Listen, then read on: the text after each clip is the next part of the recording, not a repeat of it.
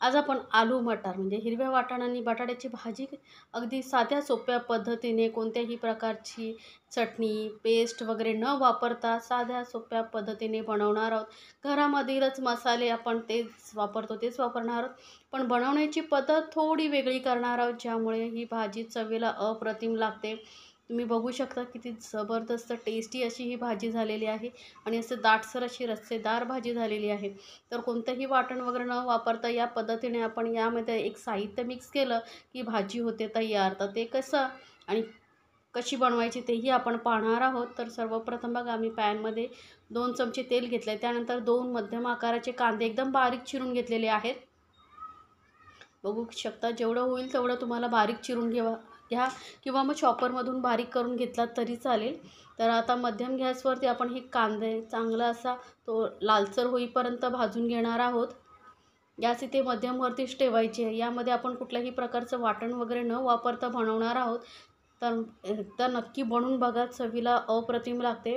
तुमचा वेळही वाचेल आणि चविष्ट एकदम भाजी जशी हॉटेलमध्ये ढाब्यामध्ये मिळते तशी तुम्ही घरच्या घरी बनवू शकता. आता कांदा बघा थोडासा गुलाबीसर झाल्यानंतर यामध्ये घालणार आहोत आलं आणि लसूण. तर इथे मी पेस्ट न करता किसून घेतलेली आहे. ताजी किसून आलं आणि लसूण घातलं ना की चव खूप छान लागते. तर इथे बघा किसणीवरती किसून घेऊन आपण ही आलं आणि लसूण वापरलेली आहे. ताजं आलं आणि लसूण जेव्हा वापरतो ना चव एकदम वेगळ्या प्रकारची येते. तर तुम्ही नक्की करून बघा. आता हेही आपण कांद्याबरोबर चांगलं भाजून घेणार आहोत. आता कांदा भाजते तोपर्यंत आपण मसाले एकत्र करून घेणार आहोत. तर घरामधीलच मसाले वापरणार आहोत. तर 1 चमचा मी काश्मीरी मिरची पावडर घातलेली आहे आणि कलर खूप छान येतो. नसेल तर साधी मिरची पावडर घातला तरी चालेल. पाव चमचा हळद घेतलेली आहे. सोबतच 1 चमचा धने पावडर घेतलेली आहे आणि अर्धा चमचा गरम मसाला पावडर घेतलेली आहे. याचीही लिंक माझ्या डिस्क्रिप्शन बॉक्समध्ये देते, तिथे जाऊन तुम्ही पाहू शकता. तर अर्धा चमचा किचन किंग मसाला घेतलेला आहे किंवा सब्जी मसाला असेल तोही घालू शकता. चव अप्रतिम लागते भाजीला. आणि किंवा अर्धा चमचा एवढा कसुरी मेथी घालायची. कसुरी मेथी थोडी तव्यावरती गरम करून अशी याची पावडर बनवून घेतलेली आहे. चवीला छान लागतं आणि आपल्या भाजीला चांगला दाटसरपणा आणि हॉटेलसारखी टेस्ट येण्यासाठी यामध्ये घालायचं आहे 1 चमचा बेसन. यामुळे काय होतं आपली भाजी जी असते ना चांगली मिळून येते, एकत्र दाटसरपणाही येतो. काही वेळेस बघा भाजी आपण बनवून ठेवल्यानंतर थोड्या वेळाने त्यामधलं पाणी सेपरेट होतं. असं होऊ नये यामुळे आपण यामध्ये बेसन घातलेलं आहे. आता हे मसाले चांगले मिक्स करून घेतल्यानंतर कांदाही बघा आपला थोडा लालसर झालेला आहे. असा आपल्याला हा कांदा भाजून घ्यायचा आहे. तो मध्यम गॅसवरती मध्ये मिक्स करत आपण हा कांदा असा लालसर होईपर्यंत भाजून घ्यायचा आहे. तर कांदा आहे बघा एकदम सॉफ्ट झालेला आहे आणि मस्त असा सुगंध सुटलेला आहे कांद्याला. आता हे आपण जे मसाले मिक्स करून ठेवले होते ते यामध्ये घालून घ्यायचं आहे. या स्टेजला घातल्यामुळे काय होतं आपण जे यामध्ये बेसन घातलेलं आहे ना तेही चांगलं कांद्याबरोबर भाजलं जातं आणि त्याचा कच्चेपणा निघून गेला की चवीला आपली भाजी अप्रतिम लागते. तर या पद्धतीने नक्की करून बघा, म्हणजे तुम्हालाही फरक कळेल की रोजच्या भाजीमध्ये चटणी पेस्ट वगैरे बनवायला टाईम नसेल तर झटपट भाज्या कशा बनवायच्या. तर हे बघा मस्त असं बेसन जे आहे ते भाजलं गेलेलं आहे. तुम्हाला दिसत असेल साईडने असा फेस सुटलेला आहे बघा. मध्ये असं फेसासारखं दिसतंय. म्हणजे बेसन भाजलं गेलं की असं फेस सुटतो. आता यामध्ये 2 मध्यम आकाराचे मी टोमॅटो एकदम बारीक चिरून घेतलेले आहेत. तुम्ही पेस्ट करूनही घालू शकता.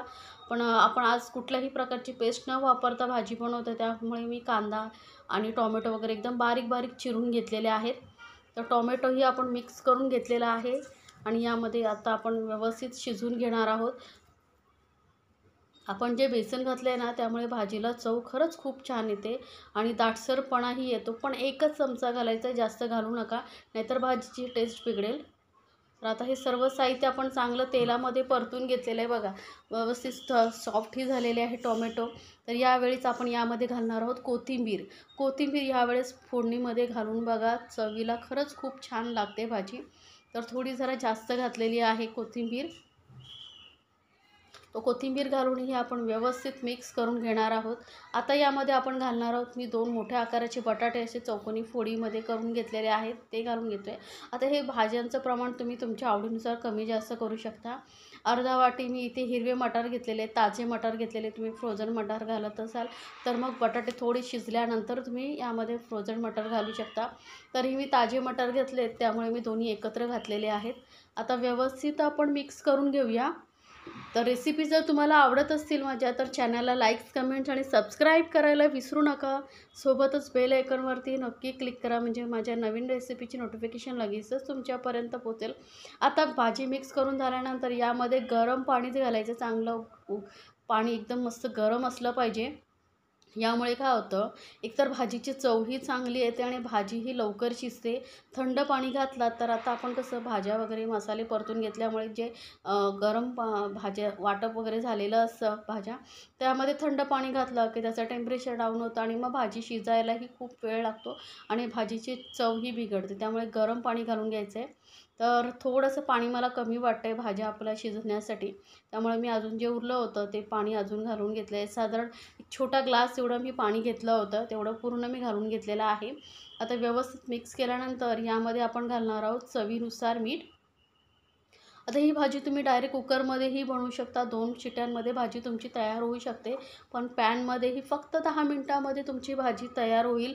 तर या पद्धतीने नक्की बनवून बघा. आता व्यवस्थित मिक्स केल्यानंतर याला आपण झाकून एकदम मध्यम गॅसवरती आपण ही भाजी शिजत ठेवणार आहोत.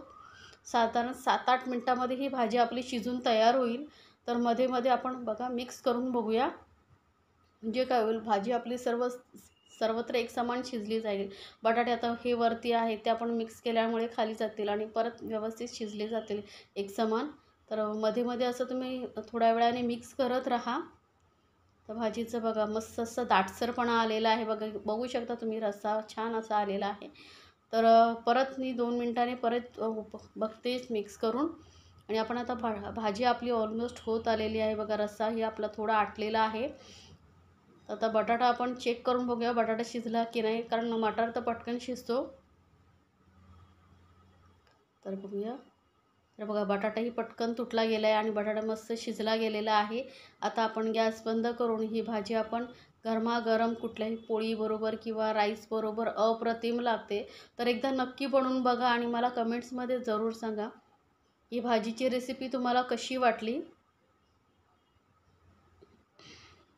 तर गॅस बंद करून आपण ही भाजी आपण आता सर्व करूया. तर गरमागरम ही मस्त अशी पोळी भाजी बरोबर खाण्यासाठी टिफिनमध्ये देण्यासाठी एक उत्तम भाजी आहे. तर कोणत्याही प्रकारची पेस्ट वाटण न करता आपण ही भाजी बनवलेली आहे. तरी बघू शकता किती दाटसर आणि अशी मस्त रशेदार अशी आपली भाजी झालेली आहे. एकदम बाहेरून आणणं विसरून जाईल आणि घरच्या घरीही साध्या सोप्या पद्धतीने कसं जेवण करता येईल, कशा रेसिपी करता येतील, त्याच्याही भरपूर रेसिपी माझ्या चॅनलवरती आहेत. भाज्यांचे बरेच प्रकार आहेत, ज्यांची लिंक मी डिस्क्रिप्शन बॉक्समध्ये देते, तिथे जाऊन तुम्ही पाहू शकता.